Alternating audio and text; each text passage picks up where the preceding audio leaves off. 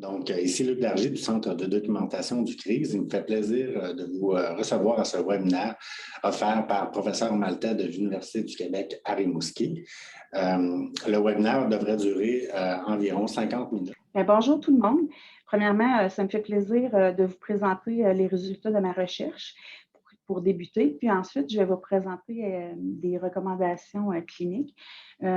C'était très important pour moi de vous présenter les résultats de cette recherche-là, puisque les soins infirmiers puis la prévention du suicide des enfants, c'est ma passion. Donc, on va regarder aujourd'hui comprendre le sens de la détresse auprès des enfants à risque suicidaire pour mieux assurer leur sécurité. La présentation va se dérouler comme suit. Comme je vous disais tantôt, je vais vous parler des résultats de mon étude. On appelle ça le processus d'évaluation du risque suicidaire auprès des moins de 12 ans en santé mentale. Les résultats ont donné un modèle de 2 phases. Puis, je vais m'en inspirer pour vous parler des recommandations cliniques présentées selon ce modèle-là, puis ainsi qu'avec la littérature scientifique auprès des infirmières et des infirmiers en santé mentale au Québec, en pédopsychiatrie. L'échantillon de gens rencontrés, on avait 11 personnes qui ont été rencontrées, dont 9 femmes et 2 hommes. Les âges des participantes variaient entre 23 et 58 ans. Le niveau de formation était, il y avait 7 personnes qui avaient un DEC-BAC, 2 personnes avaient un bac, puis 2 personnes avaient une maîtrise. Dans la maîtrise, il y en avait une personne qui avait une maîtrise en éducation, puis l'autre personne avait une maîtrise en sciences infirmières.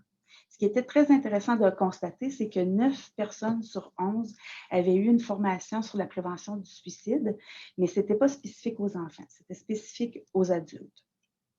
Puis, les lieux de pratique de ces personnes-là, c'était soit des cliniques externes, l'urgence, l'unité de soins ou les CLSC, les centres de jeunesse.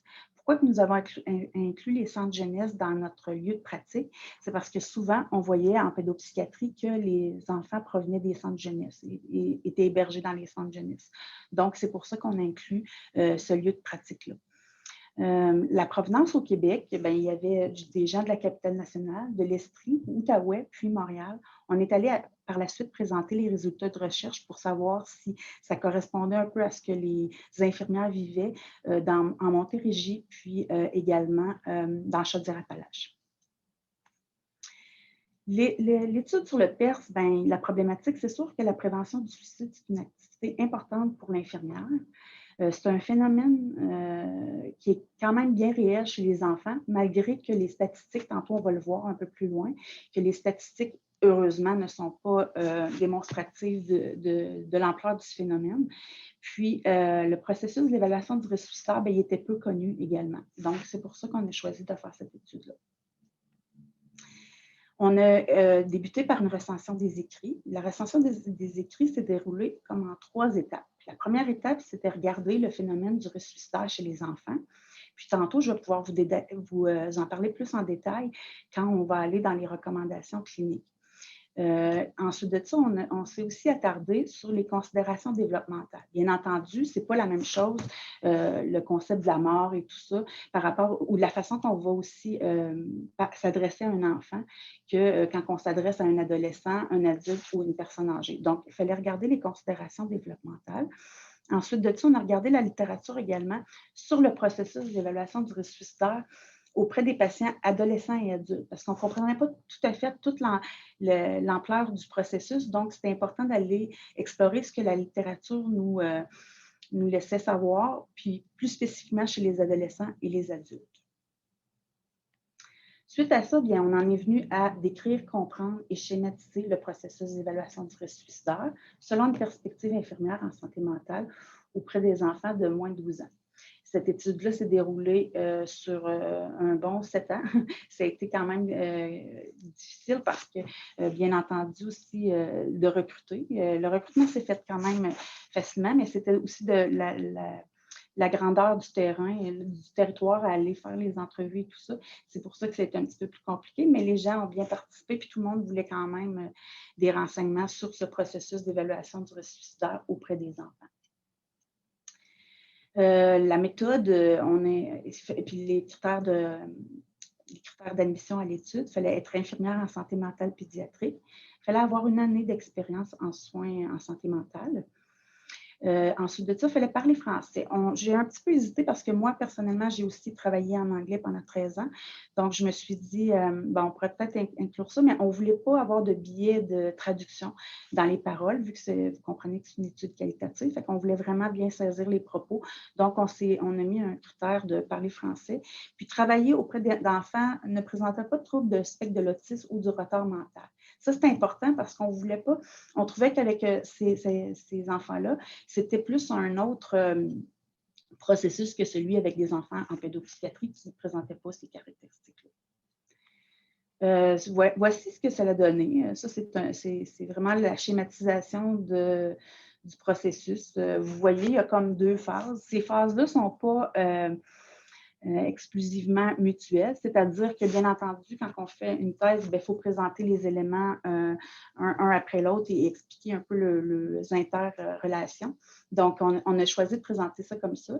Puis, tantôt, quand vous allez voir les recommandations cliniques que je fais, je les fais basées sur ces phases-là du processus d'évaluation du risque suicidaire.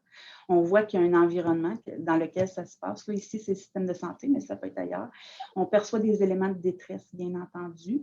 Puis, la première phase qu'on a vue, c'était comprendre le sens de la détresse. Moi, j'aime beaucoup appeler ça comme ça, plus que l'évaluation du risque suicidaire, parce qu'en fait, comprendre le sens de la détresse pour l'enfant, ça peut être je suis victime d'intimidation, puis j'en ai plein les bras, puis je suis plus capable de gérer cette tension émotive-là. Donc, je mentionne ma grande détresse émotive de cette façon-là. Comprendre le sens de la détresse, c'est que je vis un deuil, puis je n'ai pas les outils pour pouvoir faire face au deuil, fait que j'utilise ces mots-là, je fais ces comportements-là. Donc, c'est un peu ça, comprendre le sens de la détresse. Dans le processus, on peut voir que c'est toujours chargé émotionnellement, une intensité émotive qui est toujours présente. Puis, plus chez les enfants que pour avoir travaillé avec les adolescents et les adultes aussi, parce que chez les enfants, c'est le sujet, les croyances autour de ça, puis tout ça. Puis, tantôt, on va pouvoir l'aborder également. Vous voyez que les caractéristiques de l'infirmière dans mon étude, bien entendu, ça pourrait probablement se transposer à d'autres intervenants. Avec les caractéristiques de l'infirmière, et puis en interinfluence avec les caractéristiques de l'enfant puis de sa famille, on va voir comment va se dérouler le processus de l'évaluation du risque suicidaire. Donc, comprendre le sens de la détresse, puis assurer la sécurité de l'enfant et de sa famille. Ça se pourrait que pendant la présentation, je ne mentionne pas toujours la famille parce que pour moi, c'est sine qua non. Enfant-famille, c'est une même personne ou en tout cas un tout, un système assez bien ficelé ensemble. Donc, c'est certain que pour moi, quand je parle d'enfant, sa famille est là. Surtout de cet âge-là, on parle de 12 ans et moins. Donc, la famille est partie prenante de ça. Si on veut regarder plus en détail, le sens de comprendre la détresse, quand on regarde les caractéristiques de l'infirmière qui vont jouer sur l'évaluation du risque suicidaire ou le processus d'évaluation du risque suicidaire, on peut voir que le tempérament. Ça, vous allez pouvoir peut-être voir une image de collègues avec lesquels vous travaillez. C'est certain que dans le tempérament, si j'ai un tempérament plus anxieux ou j'ai un tempérament plus nonchalant ou quelqu'un dans mon genre, c'est quand même d'être plus minutieux et tout ça, bien ça va quand même avoir une implication dans la façon que le processus de l'évaluation du risque suicidaire va se dérouler. Je vais vous donner un exemple concret dans le tempérament. Si je suis plus anxieuse, bien, je peux avoir vraiment de la difficulté à décider comment je vais assurer la sécurité de l'enfant et de sa famille. Donc, ça aussi, ça vient jouer comme ça. Les croyances et les perceptions à l'égard du risque, bien entendu, tantôt, je vais pouvoir vous en détailler plus dans les recommandations cliniques, mais dépendamment qu'on croit que le suicide existe ou que les enfants vont le faire ou pas, bien, ça va influencer la façon qu'on va aller faire l'évaluation du risque suicidaire. Les expériences antérieures, les savoirs, puis la formation. Ça, c'est les caractéristiques qu'on retrouve chez l'infirmière dans notre étude, puis qui ont vraiment influencé. Puis je vais vous montrer un peu la dynamique tantôt, comment que ça s'inscrit dans l'évaluation du risque suicidaire. C'est toujours en interinfluence avec l'enfant et ses parents. Donc, il y a les propos et les comportements du jeune qui vont être à considérer. Bien entendu, le concept de la mort. Comment que le jeune, puis je dis le jeune parce que c'est souvent utilisé dans les milieux cliniques, l'enfant, le jeune. Donc, je me permets d'utiliser ce vocabulaire-là. Donc, la conception de la mort, ça va être très important de savoir qu'est-ce qu'il en comprend, qu'est-ce qu'il en connaît. Puis, on va voir aussi qu'est-ce qui influence cette conception-là. Est-ce que l'enfant a vécu beaucoup de décès dans sa famille? Y a-t-il des animaux qui sont décédés? C'est quoi qu'il y a eu comme information autour du concept de la mort? Puis aussi, bien entendu, les médias maintenant sont vraiment assez friands de ce thème-là. Donc, faut essayer d'aller valider sa compréhension. L'état mental, bien entendu, l'évaluation du risque suicidaire pour les infirmières, ça s'inscrit dans une évaluation qui est encore plus globale, qui est la première activité en fait réservée des infirmières, qui est l'évaluation de la condition physique et mentale d'un patient symptomatique. Donc, l'état mental s'inscrit là-dedans quand il rencontre un jeune. La dynamique familiale, comme je vous disais tantôt, puisque les enfants de cet âge-là sont très tributaires de leur famille, veulent pas, sont vraiment attachés à leur famille, plus que quand on est à l'adolescence et qu'on cherche à se démarquer. Bien, c'est certain qu'il va falloir regarder la dynamique familiale. Ensuite de ça, ça va être important aussi que l'infirmière regarde les attitudes, perceptions et croyances parentales. C'est sûr que tantôt, on va pouvoir voir, mais il y a des parents qui avaient tendance à minimiser les propos ou la détresse ou l'intensité de la détresse de leur jeune. Fait qu'à ce moment-là, ben, ça vient influencer soit comment on comprend la détresse, puis soit comment on va assurer la sécurité. Dans assurer la sécurité, dans mon étude, on s'est fié à des actions que les infirmières posaient, en fait, pour assurer la sécurité. Donc, après avoir vu les caractéristiques de l'infirmière, celles de l'enfant et du parent, celles qui sont toujours en interinfluence, bien, on voit que l'infirmière, pour assurer la sécurité de l'enfant et de sa famille, bien, il faut qu'elle approfondisse le lien de confiance et la relation d'aide. C'est important aussi de questionner et susciter l'espoir, évaluer la disponibilité parentale, puis soutenir et renseigner. Donc, comme je vous disais, je vais utiliser ces données-là que j'ai trouvées dans ma recherche, qui a émergé de la recherche. Je vais vous parler un peu des recommandations cliniques qui sont proposées dans la littérature également. Donc, comprendre le sens de la détresse, une interaction entre les caractéristiques de l'infirmière et celles de l'enfant de sa famille. Avant d'aller un petit peu plus loin, il faut aussi se rappeler que c'est bien beau de dire qu'on évalue le risque suicidaire, mais il faut aussi se rappeler que dans un cadre comme celui-là, on ne fait pas juste évaluer. Vu que c'est une crise, on s'entend que pendant qu'on fait l'évaluation du risque suicidaire, on intervient aussi. On peut tempérer la crise et tout ça. Fait que c'est important de comprendre que ce n'est pas nécessairement juste j'évalue, puis après ça, j'interviens. Ça peut être aussi simultanément fait ensemble. Donc, c'est important de bien saisir ça. Donc, dans comprendre le sens de la détresse, pour être capable de faire ça, bien, il faut aussi comprendre nos propres caractéristiques. Puis souvent, dans les formations, ce n'est pas quelque chose qui est abordé très souvent ou en profondeur, je dirais.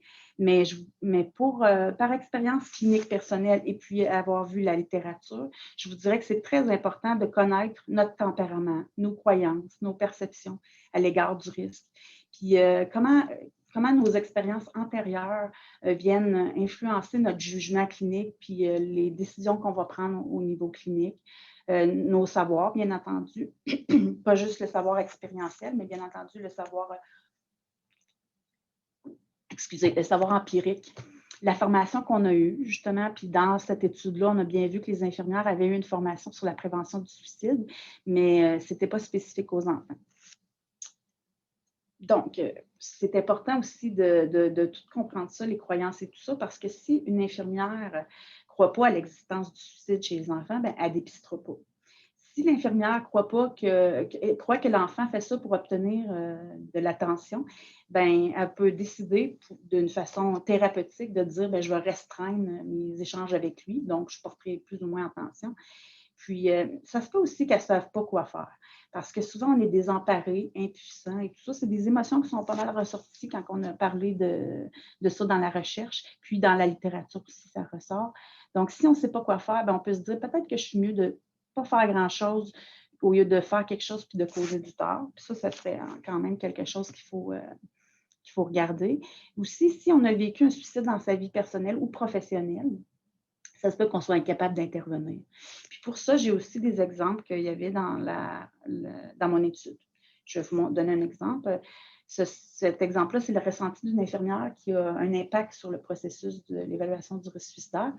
L'infirmière disait, à un moment donné, on se ferme les yeux un peu, puis on ne veut pas voir à quel point ils sont souffrants, nos enfants, puis à quel point on est parfois impuissant devant la souffrance. Ça l'exprimait très bien, comment on peut se sentir devant un enfant de 8 ans qui dit qu'il serait mieux de disparaître ou de mourir parce que ça fait 10 familles d'accueil qu'il fait. Donc, ça peut se produire. L'expérience antérieure d'une infirmière qui a un impact sur le processus d'évaluation du risque suicidaire, bien, il y en a une qui a dit il faut que je me mette une distance des fois. Il faut que je me parle parce que des fois, j'ai l'impression que c'est comme si c'était mon fils en avant. Puis des fois, ben, mon jugement serait altéré si je ne faisais pas ça. Beaucoup d'infirmières ont marqué, en fait, sur les 11 infirmières, il y en avait au moins 7 qui avaient des enfants à peu près de cet âge-là dans l'étude. Donc, c'est ressorti assez intensément qu'ils devaient se protéger parce que souvent, il y avait tendance à dire si c'était mon fils, qu'est-ce que je ferais, tout ça. Puis des fois, ils étaient conscients que ça pouvait altérer le jugement.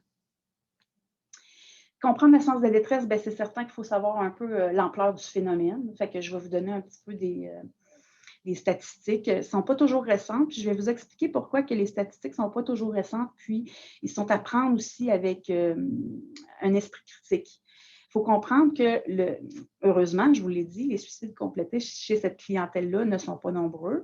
Et puis, c'est certain qu'il y a plus d'idées de propos suicidaires et de comportements suicidaires. Par contre, les études, à ce moment-là, vont avoir tendance à faire des strates d'âge plus larges. On va souvent parler des 10 à 24 ans. Puis ça l'amène quand même une grande, au niveau développemental, c'est une grande différence.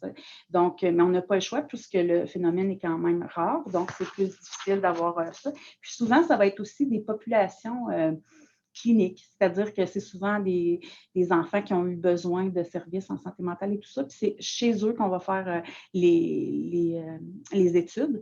Donc, on ne sait pas toujours comment que ça se déroule ou l'ampleur du phénomène, pardon, dans la population en général.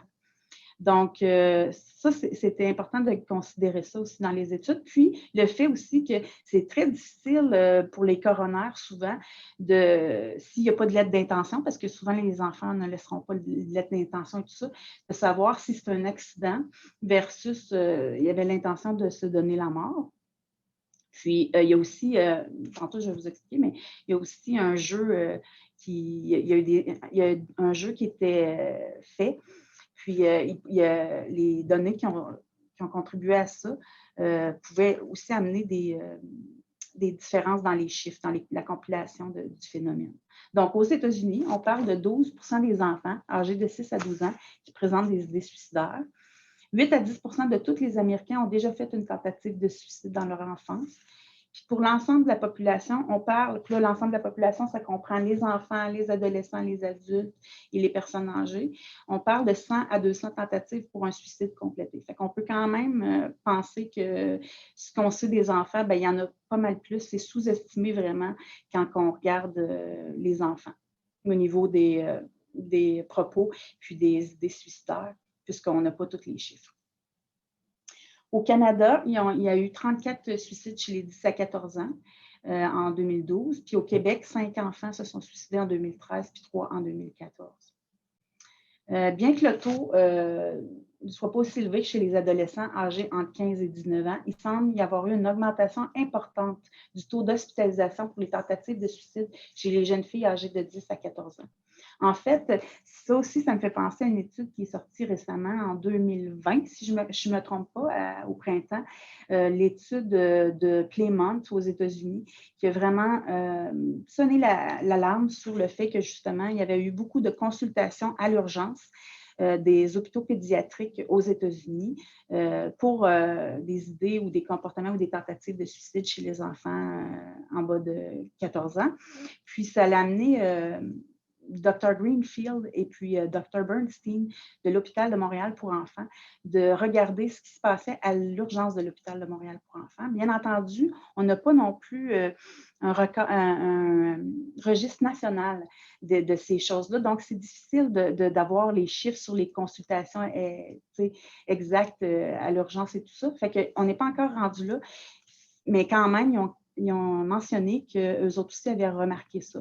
Ce n'est pas nécessairement mauvais dans le sens que ça pourrait s'expliquer aussi par le fait qu'on détecte plus, puis aussitôt qu'on voit que l'enfant est comme en détresse, bien, on consulte. Ça pourrait s'expliquer comme ça, mais il faut que les prochaines recherches puis les travaux se portent justement sur la précision d'avoir des chiffres qui correspondent à la réalité puis sur lesquels on peut se fier. Mais on parle que le taux a plus que doublé en passant de 25,5 pour 100 000 personnes en 2008 à 60,4 par 100 000 personnes en 2019. Comprendre le sens de la détresse, mais ça implique aussi connaître les moyens utilisés par ces enfants-là. On dit que chez les 10 à 15 ans, les moyens les plus utilisés sont suffocation, pendaison, arme à feu ou intoxication. Ça m'amène à vous parler exactement de ce que je vous disais tantôt par rapport aux jeux qui étaient joués chez les 10 à 19 ans, quand que Skinner et McFadden ont fait leur étude. Ça s'appelle The Choking Game. C'est un jeu lequel on se coupe la respiration, puis apparemment qu'on a un certain plaisir. Donc, je dirais que ça l'a influencé justement le statistique dans leurs études, puis ils disent qu'il faut considérer ça. Parce que ces enfants-là qui ont joué à ça, ils ne voulaient pas mourir, elles voulaient avoir du plaisir. C'est quand même important de toujours regarder les chiffres avec un œil critique. Pour les moins de 12 ans, entre 53,3 et 59 des enfants qui ont fait des tentatives de suicide étaient par intoxication médicamenteuse. Puis ça aussi, ça a été corroboré par Saint-Onge en 2016, si je ne me trompe pas, au Québec. C'est une chercheure en pharmacie qui a vraiment fait... elle a vraiment avisé les gens que c'était important de regarder ça parce que 3/4 des hospitalisations étaient liées aux tentatives de suicide chez les 10 à 14 ans. Ils se déroulaient par intoxication médicamenteuse. Ça va nous aider tantôt aussi à donner des recommandations aux parents. Comprendre le sens de la détresse, les principales problématiques en santé mentale. Encore là, il faut aussi être critique parce qu'on comprend que la santé mentale et les diagnostics avec le DSM-5 et tout ça, ça peut être aussi localisé. Comment je pourrais expliquer ça? Ça pourrait être aussi un phénomène culturel, donc il faut aussi regarder ça. Je vais vous donner un exemple. Il y avait beaucoup d'enfants qui avaient des troubles d'adaptation. C'était fait en France, puis plus en 2007. Fait que les troubles d'adaptation, est-ce qu'ils pourraient être plus des troubles dépressifs ici ou tout ça? Fait qu'il y a quand même à prendre en considération que, il y avait des troubles d'humeur. Ensuite de ça, il y a la dépression, qui ont trouvé également. Puis, pour les plus jeunes, les 12 ans et moins, on avait remarqué, ça c'était justement je pense que c'était en Arabie Saoudite, si je ne me trompe pas, le TDAH était plus présent. Donc, ça pourrait aussi quand même s'expliquer par le fait qu'on a vu aussi que le geste est impulsif chez les plus jeunes. Donc, ça serait quand même un lien qui pourrait être fait. Quand on regarde aussi comprendre le sens de détresse, comme je vous disais tantôt au début, c'est important de prendre en compte les considérations développementales. En fait, c'est quand même bien parce que plus que l'enfant est jeune, moins qu'il est à risque, dans le sens qu'il est moins capable de penser à un plan, penser à un moyen, penser à un moment et tout ça, mais en même temps, il est aussi moins capable d'exprimer sa détresse, l'intensité de sa détresse et tout ça. Mais plus qu'il va vieillir aussi, plus qu'il va être en contact avec d'autres enfants, plus qu'il va entendre parler du suicide dans les médias, plus qu'il va aussi être fort et capable de faire des moyens qu'il n'aurait pas été capable quand il était plus jeune. Donc, il faut quand même prendre toutes ces choses-là en considération. Puis, important de savoir ce que l'enfant comprend de la mort. Ce sujet-là, c'est est-ce que l'enfant comprend que c'est irréversible, que c'est universel, que c'est irrévocable, que les fonctions biologiques cessent, que c'est imprévisible également. C'est assez intéressant de converser avec les enfants à ce moment-là, puis d'essayer de voir qu'est-ce qu'ils en comprennent. Puis toujours dans un langage approprié pour leur développement, parce que c'est bien beau commencer à utiliser nos termes quand on est professionnel, puis professionnel d'un certain âge, mais c'est très important d'adapter notre langage ou même d'utiliser des images ou des techniques, des stratégies qui vont être appropriées pour l'âge de l'enfant qu'on a en avant de soi. Selon Michara, en 1999, c'est vers 6 à 7 ans que l'enfant comprend bien les concepts entourant de la mort, les concepts que je vous ai nommés tantôt. Comprendre la détresse, c'est aussi comprendre les facteurs de risque, bien entendu, parce que quand l'enfant nous arrive, c'est assez important de connaître les principaux facteurs de risque. Je vous les ai regroupés en 3 catégories. Moi, j'ai parlé d'individuels, familiaux puis sociaux.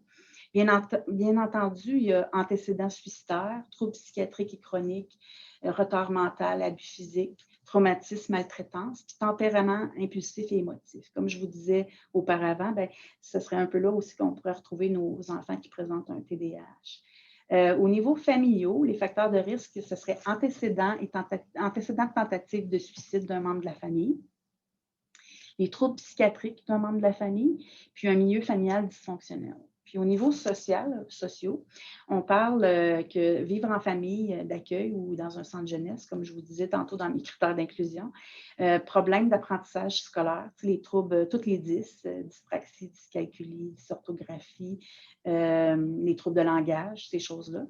Problèmes dans les relations avec les pairs. Est-ce qu'il est victime d'intimidation? Qu'est-ce qui se passe avec ses amis? Est-ce qu'il y a des amis? Donc, c'est très important de savoir ça. Puis, celui que j'ai mis en gras, c'est celui qui me préoccupe le plus comme infirmière, comme adulte dans un système de santé au Québec et tout ça. C'est la difficulté d'avoir accès à des services de santé, des services de santé appropriés au bon moment, puis avec la bonne personne, je vous dirais. Ça, c'est ce qui me préoccupe le plus, puis on le voit dans les facteurs de risque. J'ai aussi voulu faire une différenciation entre enfants et adolescents. C'est un peu subtil parce que ce n'est pas vraiment un grand. Il n'y a pas beaucoup de choses qui sont si marquantes que ça, mais ça, je trouvais ça quand même assez important de le spécifier parce que ça peut vraiment nous donner une piste par rapport aux enfants plus jeunes que les adolescents. C'est pour ça aussi que nous, on n'avait pas pris les 12 à 13 ans parce qu'on trouvait vraiment que 6-12 ans, c'était différent de la cohorte qui était adolescente.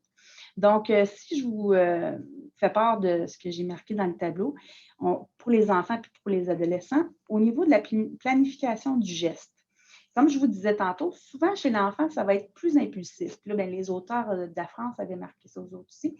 Puis, chez l'adolescent, ça peut être impulsif, mais souvent, ça peut être aussi planifié. Ils peuvent laisser une lettre ou bien ils peuvent en parler par code ou par message plus diffus à leurs amis et tout ça. Le facteur précipitant autour de l'enfant, c'est souvent en lien avec un conflit avec les parents, dans la famille avec les parents. C'est souvent ça quand ils sont plus petits parce que ça fait du sens puisque, comme je vous disais, ils sont tributaires de leurs parents. Donc, c'est plus avec les conflits avec les parents.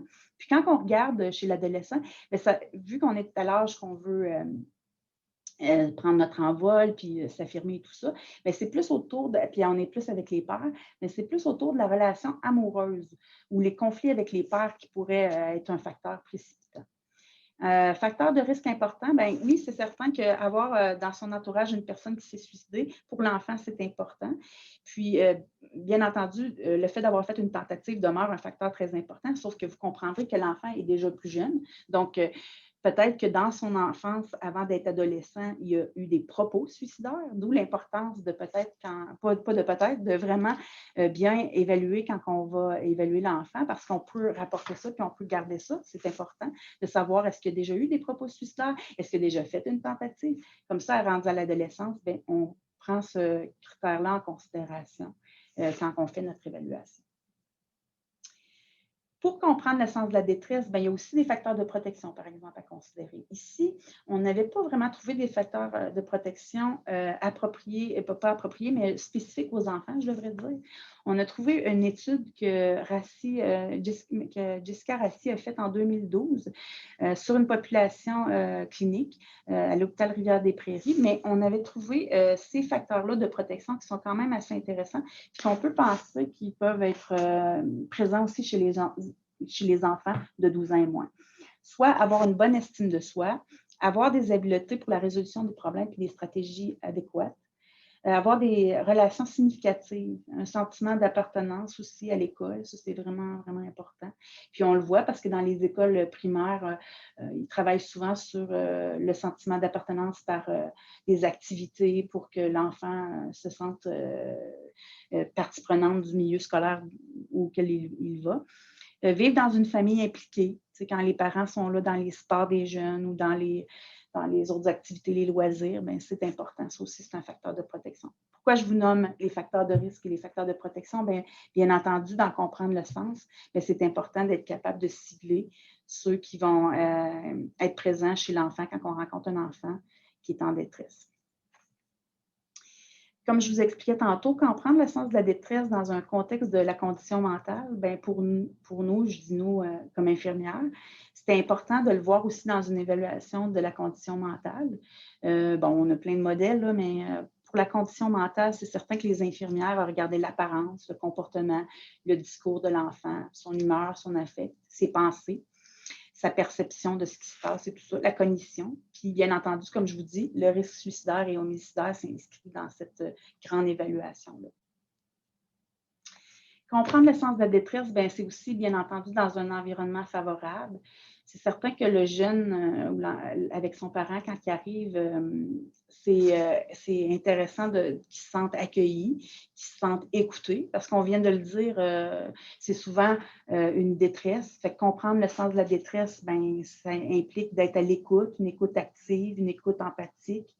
Une écoute sans jugement, parce que les enfants sont aussi comme des petites éponges. Hein? Ça va être important d'être capable d'être en contrôle comme adulte quand on le rencontre pour comprendre le sens de sa détresse, parce que sinon, il va vouloir aussi vous plaire. Ça se pourrait qu'il veuille vous donner des réponses pour vous plaire. Ça se pourrait aussi qu'il sente votre anxiété et tout ça. Fait que c'est très important d'être capable, quand je parlais de l'intervenant tantôt, puis j'ai dit, souvent dans les formations, ce n'est pas abordé, mais je trouve que c'est très, très important d'aborder ce volet-là parce que justement, l'enfant, il va être capable de vous lire, il va être capable de vous détecter. Donc, il faut être conscient de ce qu'on projette quand on fait l'évaluation du risque suicidaire.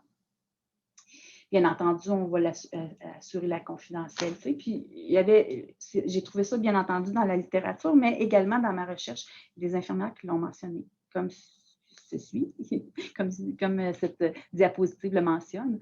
Il y en a une qui parlait, alors j'ai des murs blancs, j'ai mis des bonhommes avec des images. Pour moi, c'est important. Il faut que le jeune se sente bien, qu'il se sente à l'aise. Je veux que le jeune se sente chez lui, qu'il ait une place. Puis encore une fois, cette personne-là disait aussi que pour elle, c'était important que ça sente bon dans son bureau. Elle mettait des odeurs dans son bureau. Elle trouvait que c'était très important que le jeune ait vraiment une place à lui puis qu'il se sente accueilli. Fait elle parlait des moyens qu'elle utilisait pour procéder à ça. Comprendre le sens de la détresse, l'évaluation de la condition mentale, bien, comme je vous dis, c'est structuré autour de l'évaluation des facteurs de risque et de protection, de la dangerosité puis de l'urgence. Dans notre étude, je ne l'ai pas mentionné tantôt, mais nous, on a vraiment décidé de parler du risque suicidaire parce que pour les enfants, on voyait plus que c'était un risque à long terme souvent. Oui, il y a de la dangerosité, mais je vous dirais que souvent, quand on les rencontrait, quand les infirmières rencontraient puis qu'il y avait la discussion, bien, c'est certain que, comme je vous disais, la crise était tempérée. Fait que c'est important de regarder ça à long terme pour que quand il va arriver à l'adolescence et qu'il va avoir plus de force, de moyens et d'idées, qu'il y ait des stratégies d'adaptation pour gérer son anxiété, sa détresse d'une façon plus adéquate. Donc, c'est pour ça qu'on a parlé du risque suicidaire dans notre cas, de notre étude, puis qu'on continue à parler du risque suicidaire chez les 12 ans et moins. Tout le monde, beaucoup de personnes me demandent souvent quand je parle de ça, est-ce que tu as un outil, est-ce que tu as un outil, est-ce que tu as un outil? Bon, bien, c'est bien beau, on a trouvé des outils, on a trouvé un outil validé pour les 10 à 14 ans.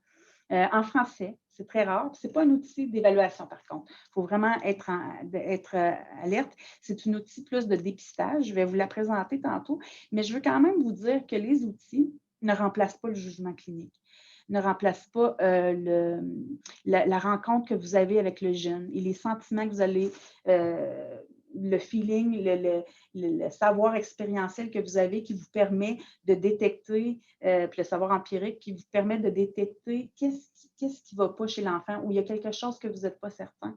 Bien, ça ne remplace pas ça, l'outil. Puis ça, je pense qu'il faut le répéter souvent dans plusieurs formations parce que les professionnels ont tendance, puis avec raison, parce que c'est sûr qu'un risque, on n'a jamais de risque zéro.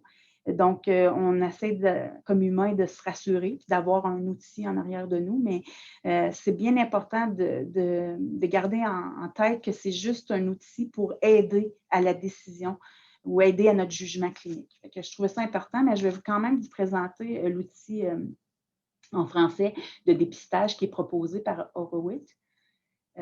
Voyez-vous, c'est cet outil-là. Je vais essayer de vous la montrer en plus gros. Ça ne sera pas long.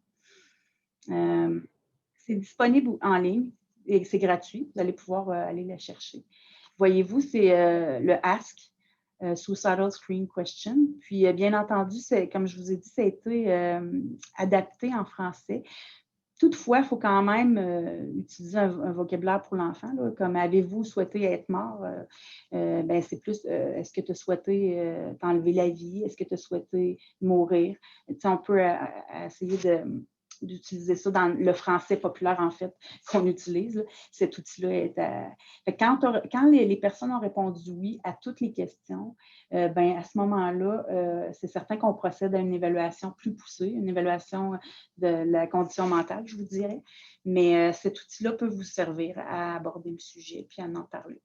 On arrive, après que je vous ai montré comment dépister avec un outil, on arrive ici maintenant à la deuxième phase du processus que je vous parlais, soit assurer la sécurité de l'enfant et sa famille.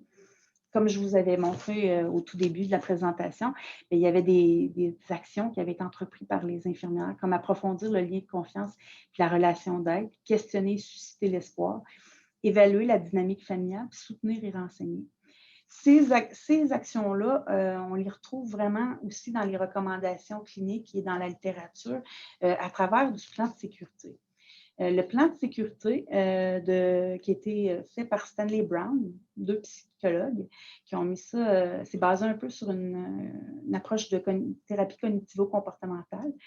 Moi, je le trouve très, très intéressant également pour rentrer en relation avec le jeune aussi, pour comprendre et connaître le jeune. En fait, c'est un outil qu'on va remplir avec lui, bien entendu, puis qu'on va garder une copie au dossier ou avec nous, puis lui, il va avoir une copie pour mettre soit sur le frigidaire ou quelque chose, pour vraiment être capable de s'y référer quand il sent l'anxiété ou l'intensité de l'émotion monter et tout ça.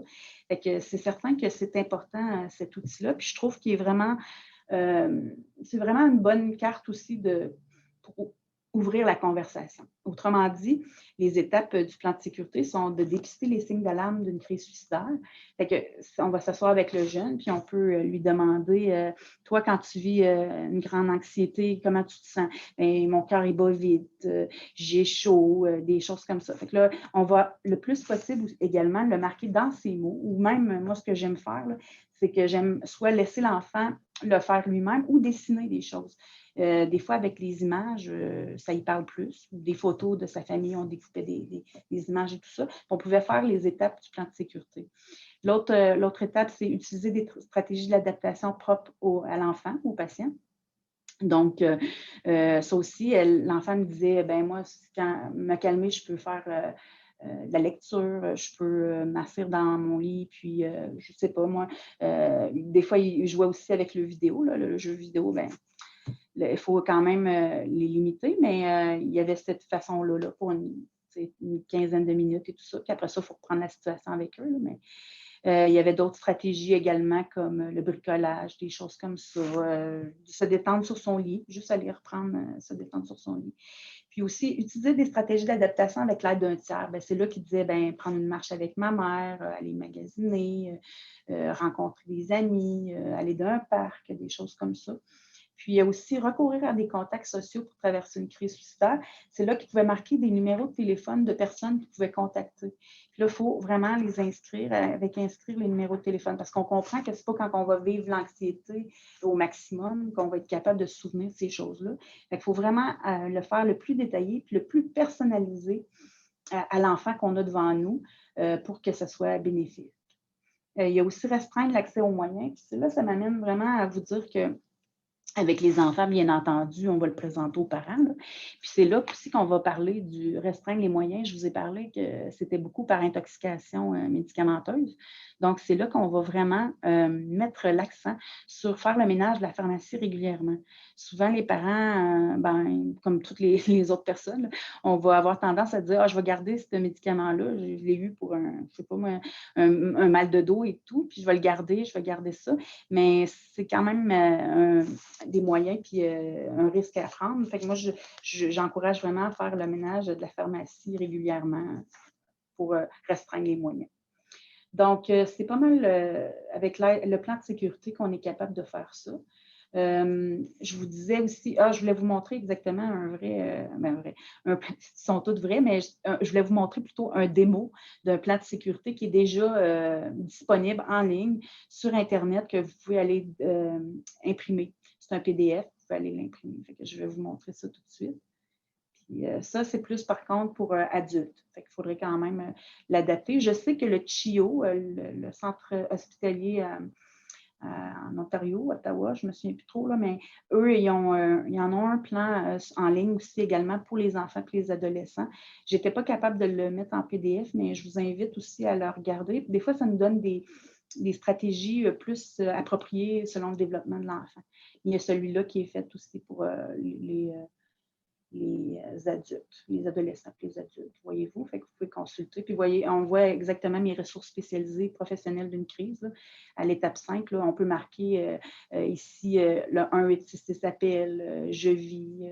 Il y a d'autres ressources aussi qui existent. Suicide.ca maintenant. La QPS offre maintenant un service pour faire j'ai juste le mot en anglais, là, mais un suivi par les textos. Là. Donc, on peut marquer toutes les ressources ici pour la personne. Il y a également, pour assurer la sécurité avec les enfants, bien, comme je vous disais, c'est souvent des interventions appropriées selon l'âge. Puis, Rick Anderson et ses collègues ont vraiment proposé des choses très intéressantes. En faisant notre recherche, je veux pas, on s'est rendu compte vraiment que c'était vraiment comprendre l'essence de la détresse. On voyait beaucoup qu'il y avait un manque de mots des enfants, il y avait pour exprimer leur détresse puis leurs sentiments.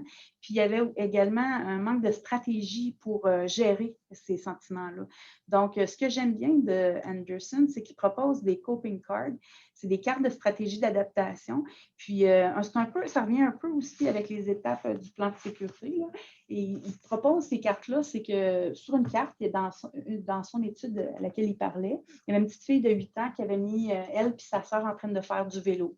Puis, c'était une photo, puis elle l'avait collée sur ses cartes. Puis, ces cartes étaient un peu comme ça, là. Elle avec son parent en train de faire une activité de bricolage. Et ça l'aidait, ces cartes-là, puis elle les avait avec elle, puis ça l'aidait à pouvoir gérer l'intensité des émotions et tout ça. Puis, le journal de l'espoir, celui-là, il avait été utilisé plus avec un enfant un petit peu plus vieux, 9-10 ans. Puis, on lui demandait de noter dans son journal qu'est-ce qui faisait penser quand on disait le mot espoir, à quoi ça pensait, puis à quoi que lui pensait, pardon. Dans ce journal-là, il a inscrit un phare. Il avait fait un beau dessin d'un phare dans la nuit là, pour diriger les bateaux avec la lumière. Il est comme ça, puis toujours avec des jeux ou des choses adaptées au niveau de l'enfant. Une boîte virtuelle de l'espoir également. Ça, c'était sur l'ordinateur. Maintenant, on sait que les enfants sont plus techno encore que nous, fait que c'était intéressant. Il y avait sur l'ordinateur, elle pouvait mettre dans cette boîte-là plein de choses, des bouts de chansons, des bouts de paroles, des dessins qui rappelaient quelque chose de bien, quelque chose de doux, quelque chose qui fait du bien à l'enfant. Fait que on encourageait vraiment à faire ce type de boîte virtuelle-là.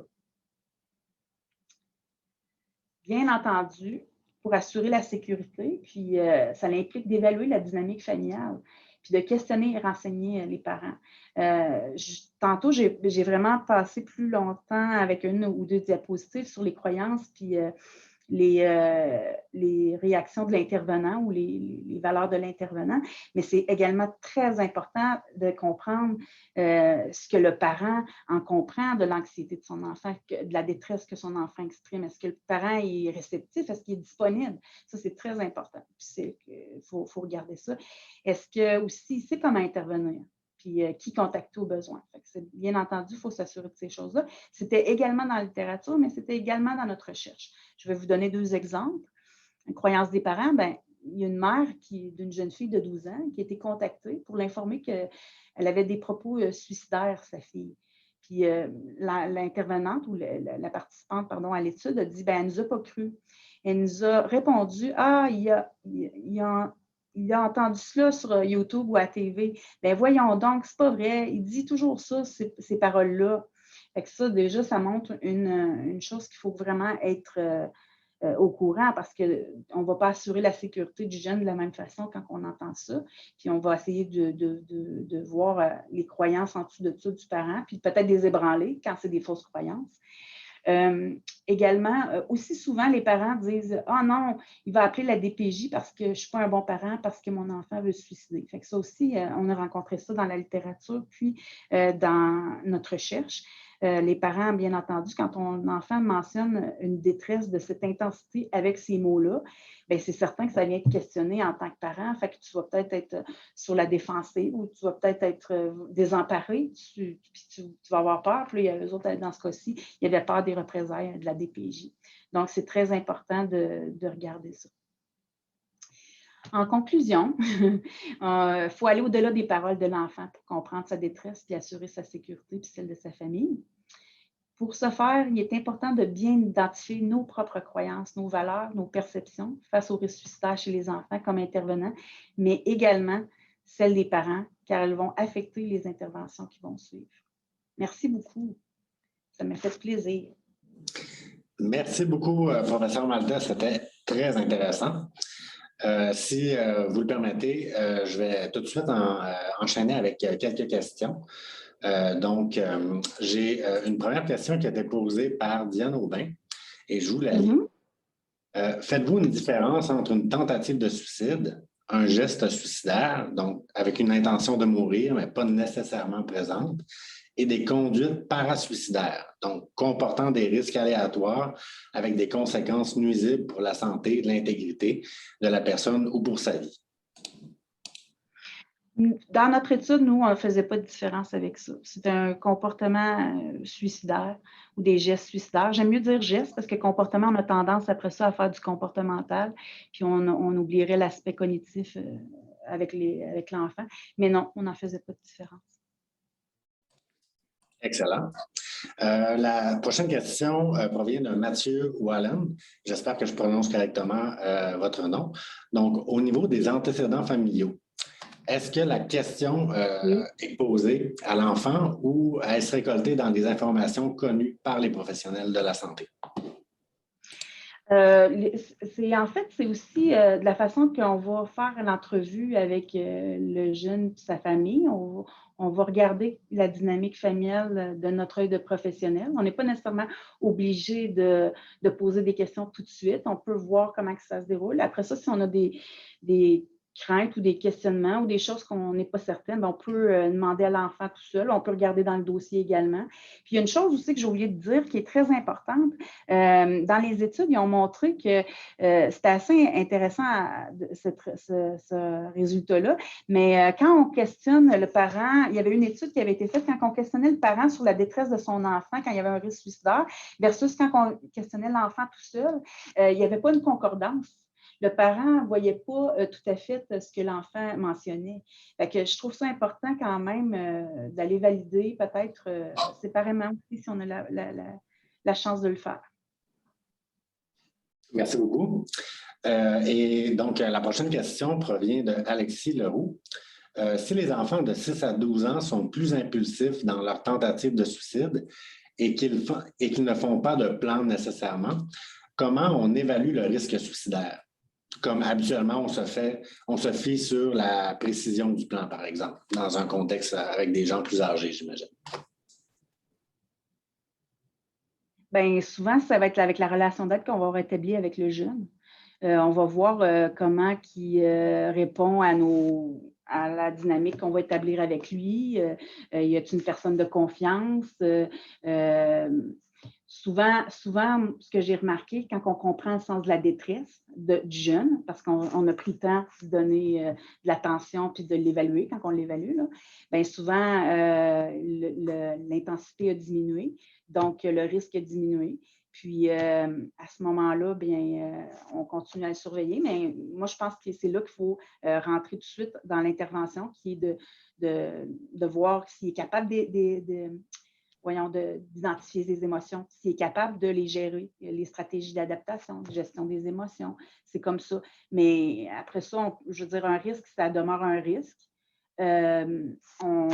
À l'hôpital, les infirmières, comme je vous disais, ils étaient capables de dire léger, modéré ou élevé. C'est certain que léger, modéré, bien, on travaillait sur l'alliance parentale pour assurer la sécurité. Puis quand c'était élevé, bien entendu, ce n'était pas très difficile. On l'amenait à l'hôpital, puis c'est là qu'on faisait une évaluation plus poussée à ce moment-là. Je ne sais pas si ça répond à votre question, mais c'est certain qu'il n'y aura pas moyen d'avoir un risque zéro, puis il n'y aura pas moyen d'avoir une réponse certaine puis à 100% sûre. Bien, on invite M. Leroux à préciser sa question s'il y a besoin de précision supplémentaire. Voici une autre question. Lors de l'évaluation, est-ce que la question « dans quel contexte l'enfant dit vouloir mourir » s'avère importante, j'imagine, ou s'avère à poser? C'est certain, je suis contente que vous le mentionnez parce que ça vient à comprendre le sens de la détresse. C'est-à-dire que s'il a dit ça suite à ce que son grand-père vienne de mourir la semaine d'avant, on comprend que c'est plus un deuil que l'enfant vit. Puis, ça va être de l'aider à gérer un deuil. On comprend que si l'enfant dit ça parce qu'il vient d'être victime de taxage à l'école, bien, on comprend qu'on va essayer d'adresser l'histoire de taxage à l'école. C'est exactement très important de regarder, d'en comprendre le sens de la détresse, quand est-ce que le contexte des propos a été mentionné, effectivement. Merci beaucoup pour cette question. Oui, merci. Donc, je vais relayer une autre question qui rejoint une autre d'un autre participant un peu plus tôt. Donc, comment travailler l'impuissance des parents face au comportement suicidaire de leurs enfants? Ça, c'est toute une question. Hein? C'est pas facile. Ça va être aussi premièrement, tout ce que vous mentionnez, là, c'est certain que ce n'est pas quelque chose qui se fait en une ou deux rencontres. Ce n'est pas quelque chose qui se fait instantanément. Puis, malheureusement, dans notre système, on aime ça guérir puis envoyer les personnes à la maison, mais ce n'est pas comme ça que vous allez faire. Ça va être en établissant justement un lien de confiance avec la famille, en regardant comment les parents se sentent quand le jeune dit ça, en travaillant justement leur réponse aussi aux parents. Tu sais, quand je vous disais tantôt que la façon que l'intervenant va projeter sur l'enfant peut influencer, bien, ça va être la même chose aussi. Si le parent présente, même si l'intervenant, quand on est fatigué aussi comme intervenant, des fois, justement, on se sent impuissant et on mentionne ça. Il faut absolument travailler là-dessus. Il faut absolument essayer d'entretenir l'espoir et la nôtre, parce que c'est certain qu'elle va se répercuter sur le jeune et sa famille. Donc, c'est certain qu'il faut travailler là-dessus. Donc, il faut trouver avec le parent les vacances l'année prochaine, qu'est-ce que vous voulez faire avec l'enfant, des projets, voir leurs relations. C'est certain qu'il y a beaucoup d'éléments à travailler. Puis, il y a une chose aussi que je n'ai pas mentionnée qui est extrêmement importante, puis je suis un petit peu déçue, mais il y avait beaucoup d'informations que je voulais vous donner, mais le travail en équipe. Là, j'ai bien beau de parler des infirmières, mais les infirmières travaillent en équipe. Puis c'est quand ils étaient en équipe également qu'ils étaient plus confiantes, qui étaient plus sûres de leur jugement clinique. Puis avec les enfants en bas âge, c'est une équipe interdisciplinaire qui doit prendre en charge cet aspect-là avec les enfants. Il faut qu'il y ait quelqu'un d'impliqué au niveau du travail social, au niveau des soins infirmiers, au niveau de plein de choses, la psychoéducation, les éducateurs spécialisés, très important. C'est ça qu'il faut avoir une équipe autour, puis il faut travailler en équipe le plan de sécurité, justement, de ces enfants-là, puis de cette famille-là, j'oserais dire. Fait que je ne sais pas si ça a répondu à votre question. Comment gérer la notion de confidentialité et le lien de confiance avec les enfants, VS, ce qu'on doit informer aux parents, ce qu'on doit dire aux parents, que le jeune utilise, par exemple, un couteau dans sa chambre pour s'automutiler, et que l'enfant pense beaucoup au suicide? Moi, j'aime beaucoup ça, ces questions-là, parce que je les travaille d'une autre façon. Moi, j'aimerais ça travailler avec l'enfant pour que lui, il en parle à son parent. C'est ça qu'il faut faire. Oui, on ne veut pas briser le lien de confidentialité, mais c'est certain que si sa sécurité est en jeu ou celle d'un autre est en jeu, il faut le dire. Mais là, ce que j'aurais le goût de dire, c'est vraiment qu'il faut vraiment aller travailler sur notre lien avec l'enfant puis dire, écoute, je sais pas, mais moi, de toute façon, il faut que j'en parle à ton parent, mais ça serait bien mieux que toi, tu n'en parles à ton parent. Est-ce que tu veux, je vais t'aider à en parler à ton parent? C'est là qu'on travaille, on ne brise pas nécessairement le lien de confiance, puis on ne brise pas nécessairement le lien qu'on a, nous, avec l'enfant. Souvent, les enfants veulent en parler. Ils ne savaient pas, puis ils étaient tout seuls, puis ils se sentaient pris avec ça. Fait que ça le fait quand même, souvent, c'est un soulagement. Souvent, c'est un soulagement. Excellent, merci beaucoup. Ici, j'ai un commentaire. Peut-être que tu vas vouloir ajouter aussi un commentaire à ton tour, professeur Nathalie. Pardon, professeur Maltais. Le parent a avant tout, je crois, besoin de ventiler les émotions que cela leur fait vivre et ensuite, on peut mieux agir. Ils ont besoin de se faire dire qu'ils ont fait un grand pas, de nous avoir parlé, de beaucoup les valoriser. Donc, j'imagine que la personne fait référence au fait que des parents manifestent des inquiétudes quant à la suicidalité d'un de leurs enfants. Je suis contente que quelqu'un ait mentionné ça comme commentaire parce qu'effectivement, c'est vraiment important.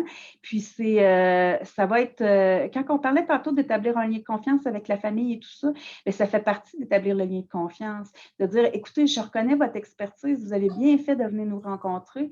Puis maintenant, bien, on va faire équipe ensemble pour réussir à aider votre jeune puis votre famille. C'est certain. Fait que ça, c'est sûr que c'est toujours gagnant, puis il faut que ça soit fait. J'avais donné justement des exemples tantôt dans ma présentation avec la DPJ et tout ça. Fait il faut les rassurer. Il faut les rassurer de dire c'est pas notre but de dire que vous êtes un mauvais parent ou quoi que ce soit. Nous, on veut vous aider. Puis effectivement, je pense que vous êtes quand même l'expert de votre enfant d'une certaine façon. Donc, on va utiliser votre expertise et la nôtre pour essayer de vous aider et essayer d'aider votre enfant. C'est très important, ce commentaire. J'aimerais prendre le temps de remercier professeur Maltais pour sa présentation très intéressante et je pense que ça répondait à un besoin en termes de transfert de connaissances. On remercie tout le monde qui a assisté au webinaire du CRISE. Ça a été très agréable de vous recevoir virtuellement. Vous devez savoir que le webinaire va être mis en ligne d'ici une semaine ou deux sur les plateformes web du CRISE, donc crise.ca. Donc, on vous remercie et bonne fin de journée à tous. Merci beaucoup.